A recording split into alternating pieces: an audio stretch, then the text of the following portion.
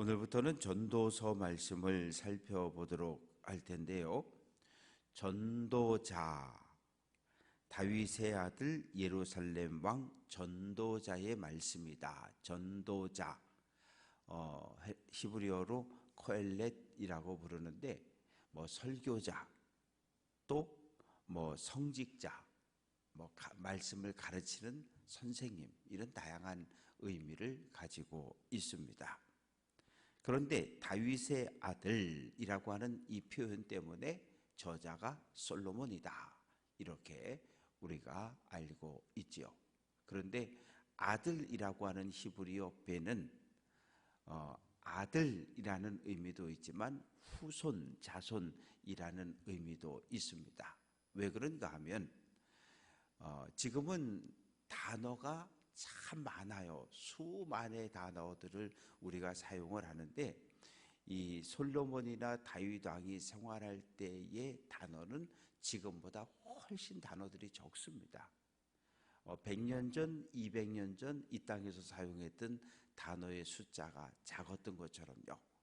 그래서 어머니를 가르치는 단어나 할머니를 가르치는 단어나 모두 동일한 단어였고, 아들을 가리키는 단어나 손주를 가리키는 단어도 역시 하나였어요.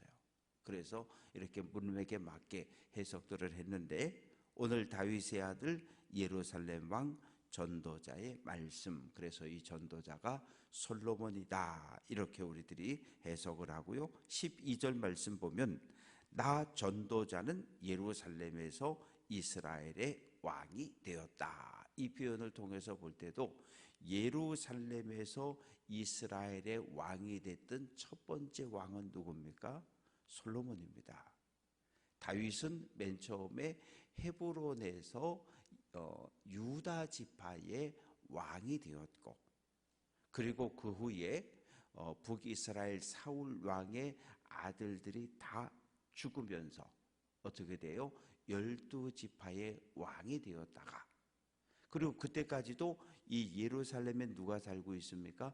여부수 족속들이 살고 있었는데, 다윗이 여부수 족속을 살던 여부수 산성을 공격해서 빼앗고, 그리고 그곳 이름을 다윗성이라고 바꾸고 그곳으로 수도를 옮겨갑니다. 그래서 그때부터 여부수 성에서, 다윗성에서 살았고, 예루살렘이라고 하는 이름은 이제 솔로몬 왕 때쯤 돼서 예루살렘으로 후대에 불려지게 됩니다. 그래서 예루살렘에서 왕으로 등극한 첫 번째 왕이 솔로몬이다, 이렇게 이해를 하면 됩니다. 그런데 우리가 전도서 그러면 딱 한 단어밖에 기억이 안 나죠. 무엇입니까? 헛되다는 거예요. 모든 게 다 헛되다는 거예요. 그래서 2절 말씀 보면 헛되고 헛되며 헛되고 헛되니 모든 것이 헛되다. 그런데 헛되다라고 하는 히브리어 헤벨은 무가치하다, 쓸모없다, 이런 의미도 있지만 또 하나 더 중요한 의미가 있는데 쏜살같이 지나간다, 그런 의미가 있어요. 그래서 활에다가 화살을 매겨가지고 땅 쏘면 화살이 날아가는데 이 날아가는 화살을 잡을 수 없잖아요. 쏜살같이 지나간다는 거예요. 뭐가? 인생이. 빠르게 지나간다는 거예요. 뭐가? 시간이. 그래서 모든 것이 헛되다는 거예요. 그러면 어떻게 하라는 거예요? 헛되니까 그냥 인생을 마음대로 살아라, 그런 의미 아니고요.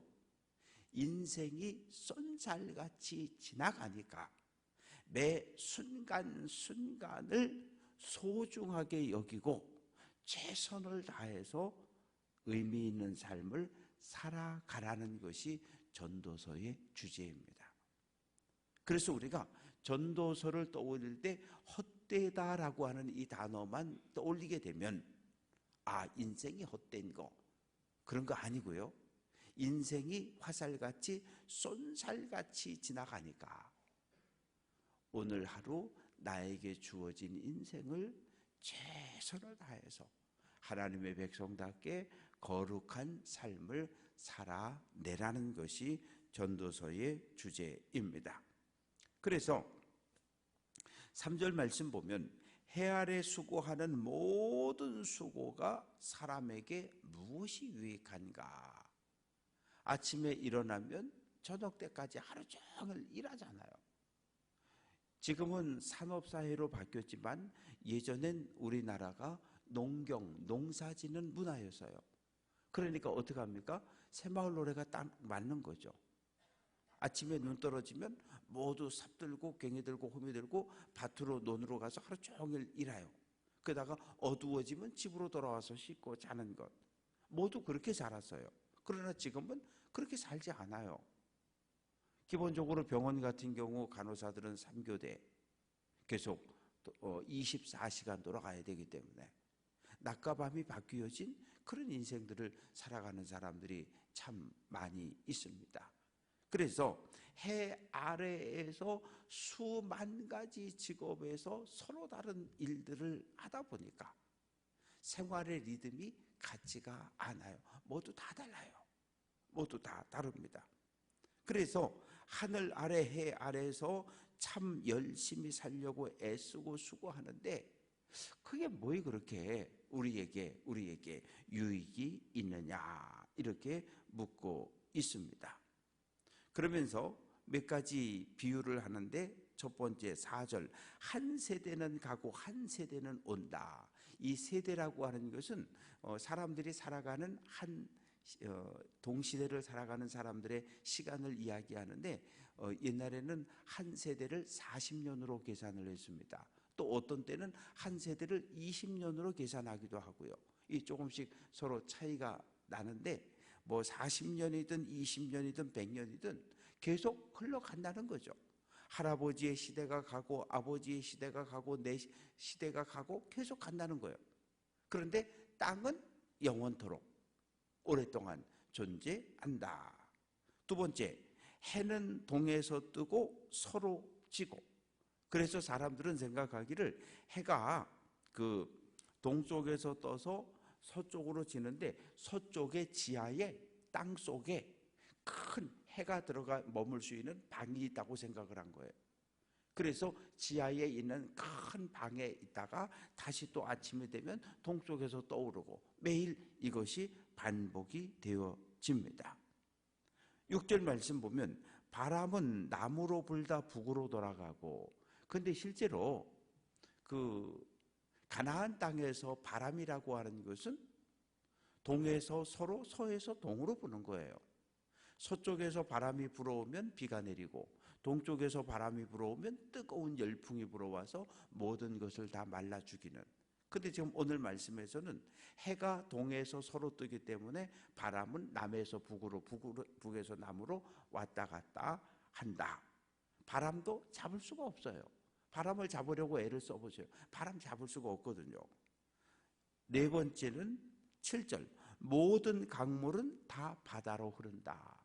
전 세계 모든 강들은 작은 샘에서 출발해서 쪼르륵 흘러가지고 뭐 태백산에서 시작해가지고 쪼르륵 흘러가지고 한강으로 해가지고 다 어디요? 바다로 모든 강물들은 바다로 갑니다. 그러면 우리 생각에 저 많은 강물이 다 바다로 가면 바다가 차고 넘쳐야 되는데 바다의 해수면은 거의 변함이 없어요.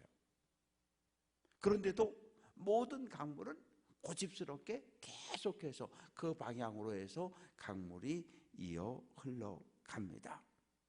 그래서 이 땅에서 수고하는 것에 의미 없음을 한 세대 해, 바람, 강물로 비유를 하고 있습니다. 그래서 8절 말씀 보면 모든 만물이 피곤하다는 것을 사람이 말로 다할 수 없다. 이 말의 의미는 세대, 해, 바람, 강물 나름대로 열심히들 해도 열심히 바람도 열심히 강물도 열심히 뭐 그렇게 해서 열심히들 달려가고 살지만 뭐 별다른 변화가 없는 것처럼 우리 눈에 보여진다는 거죠. 눈으로 보아도 뭐 귀로 들어도 별로 그렇게 뭐 세상이 변하는 것 같지가 않은 거예요. 그래서 9절 말씀 보면 뭐 새로운 것이 뭐 있겠냐. 새로운 것이 뭐 있겠냐? 해 아래에는 새 것이 없다. 누가 이것을 내가 이거 발견했어? 아니야. 그거 200년 전에 누가 이미 이야기한 거야. 오늘 우리는 이거를 내가 처음 발견해서 내가 처음 찾았어? 라고 주장을 하는 많은 이론들이 있지만 가만히 역사를 거슬러 올라가 보면 나 이전에 이미 그것을 발견하고 찾아낸 사람들이, 연구했던 사람들이 있다는 것을 깨닫게 된다는 겁니다. 그래서 10절 말씀 보면 무엇을 가리켜 이르기를 보라 이것이 새 것이다. 그렇게 주장할 필요가 없다는 거죠. 왜? 이미 한 세대 전에, 두 세대 전에 그것에 대해서 연구한 사람들이 있었기 때문에 비행기가 어느 날 뚝딱 하늘을 날아간 것이 아니라 이미 오래전부터 하늘을 날고자 하는 그런 꿈을 꾸었던 사람들이 있었고, 그래서 날개 양쪽 손에다가 이 새 날개 같은 것을 만들어 달고 절벽에서 뛰어내렸던 사람들이 있었고, 그렇게 해서 꿈이 하나씩 둘씩 현실로 나타나기 시작한 것이라고 10절은 이야기를 합니다.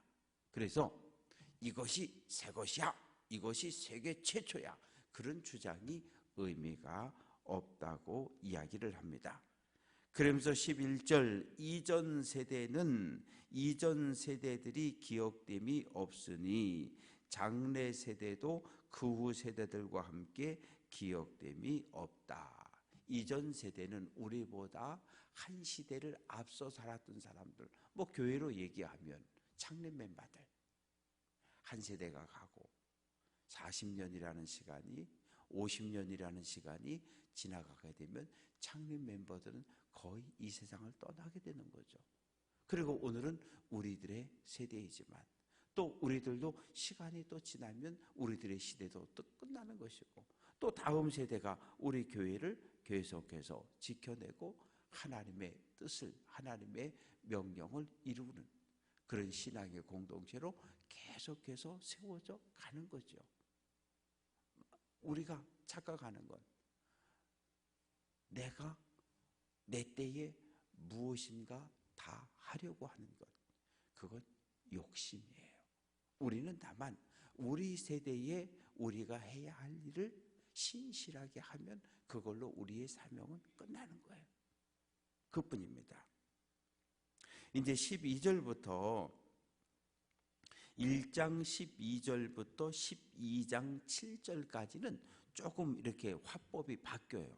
어떻게 바뀌냐 하면 12절 나 전도자는, 이 전도자가 스스로 화자, 말하는 사람이 되어서 이야기를 시작하는데, 나 전도자는 누구냐? 예루살렘에서 이스라엘의 왕이 되었다. 왕이 된 이후에 13절 마음을 다하며 지혜를 써서 하늘 아래에서 행하는 모든 일을 연구하여 살폈다. 연구했다라고 하는 것은 꼼꼼하게, 그리고 살폈다라고 하는 것도 세심하게 하나하나 확인하고 찾아보고 살펴보았다는 이야기예요.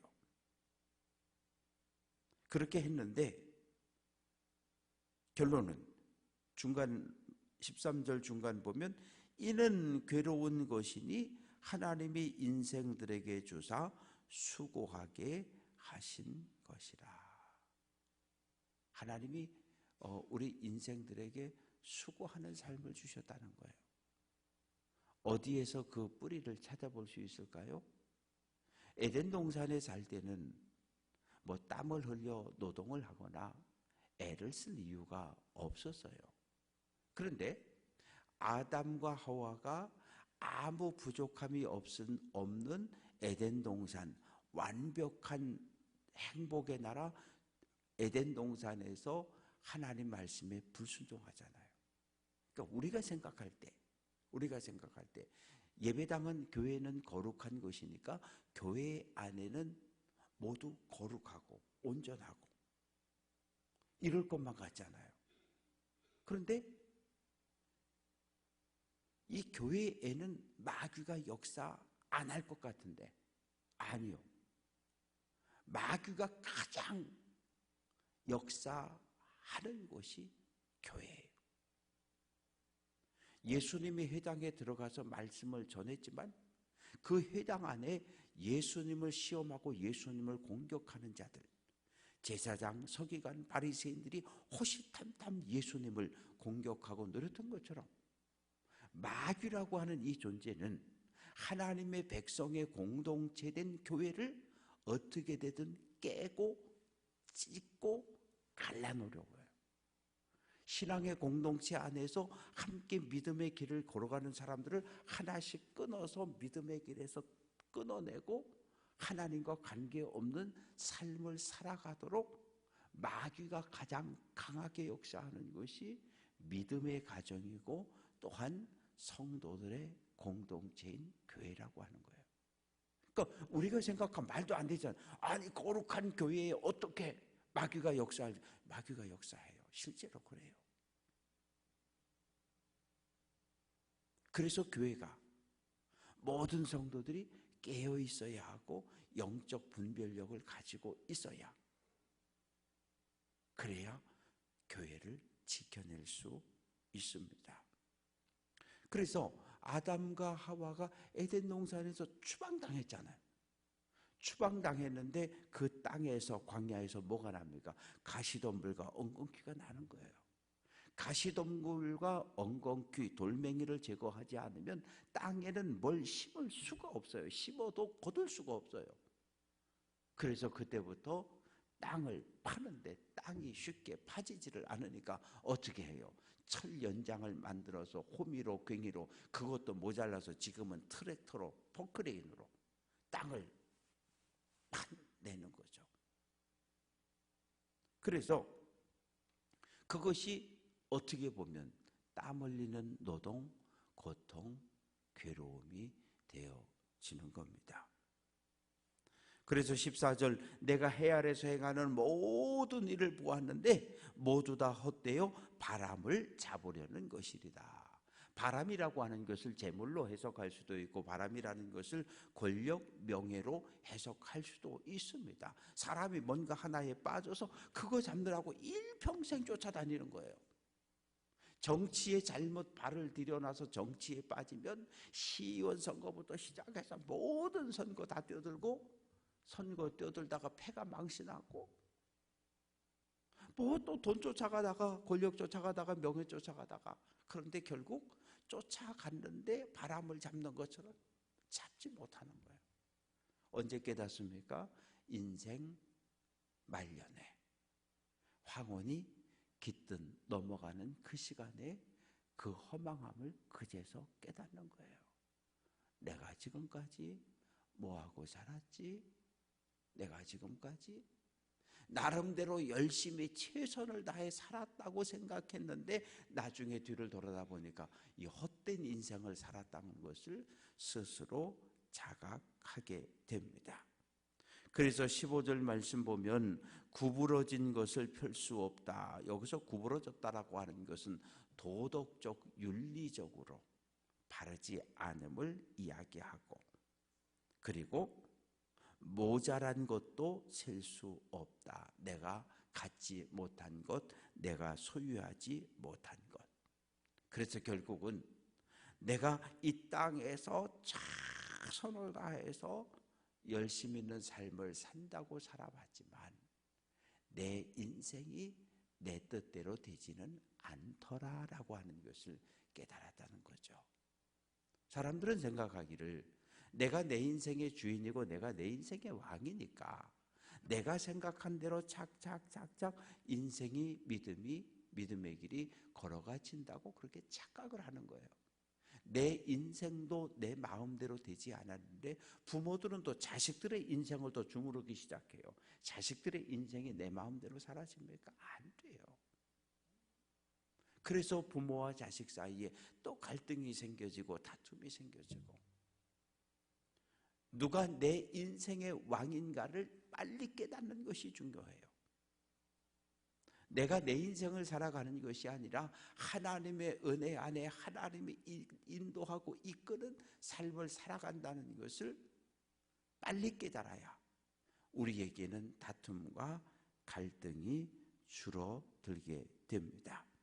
그래서 16절 보면 내가 내 마음속으로 말하기를 보라 내가 크게 되고 지혜를 더 많이 얻었는데 어느 정도로? 16절 중간에 보면 나보다 먼저 예루살렘에 살던 모든 사람들보다 내가 더 많은 지혜와 내가 더 많은 지식을 가지고 있다는 거예요. 솔로몬이 자기 자신을 지금 그렇게 자랑을 하는 거죠. 그런데 17절 결론은 무엇입니까? 17절 끝부분에 보면 이것도 바람을 잡으려는 것인 줄을 깨달았도다. 우리는 솔로몬 그러면 뭘 생각합니까? 지혜의 왕, 겸손한 왕. 그러나 역사학자들은 신학자들은 달라요.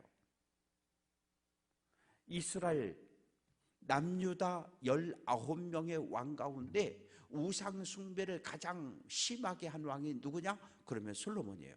왜? 솔로몬이 하나님을 위해서 예루살렘 성전을 건축한 건 맞아요.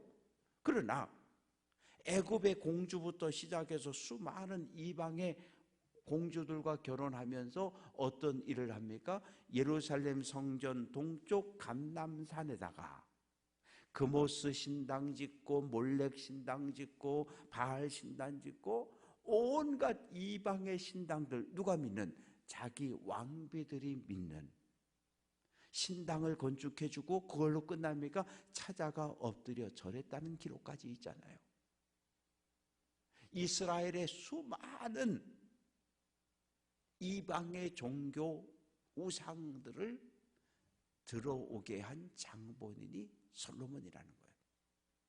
그래서 열왕기서나 역대기에 보면 솔로몬의 죽음에 대해서 대단히 짧아요. 왜? 성경을 기록한 사람들은 다윗 같은 경우는 죽음을 길게 기록하지만 하나님 보시기에 하나님의 가치 기준으로 볼 때 악한 왕 솔로몬은 짧게 정리를 해놨어요. 왜? 악한 왕이기 때문에. 그래서 오늘 말씀은 우리에게 어떤 교훈을 줍니까? 헛되다는 거예요. 그런데 헛되다라고 하는 단어의 의미는 쏜살같이 빠르게 지나간다는 거예요. 그러니 어떡하라고요? 오늘 우리에게 주어진 이 시간을 하나님의 백성답게 거룩한 삶으로 하나님의 말씀에 순종하며 믿음의 길을 잘 달려갈 수 있는 귀한 성도들 될 수 있기를 주님의 이름으로 축원합니다.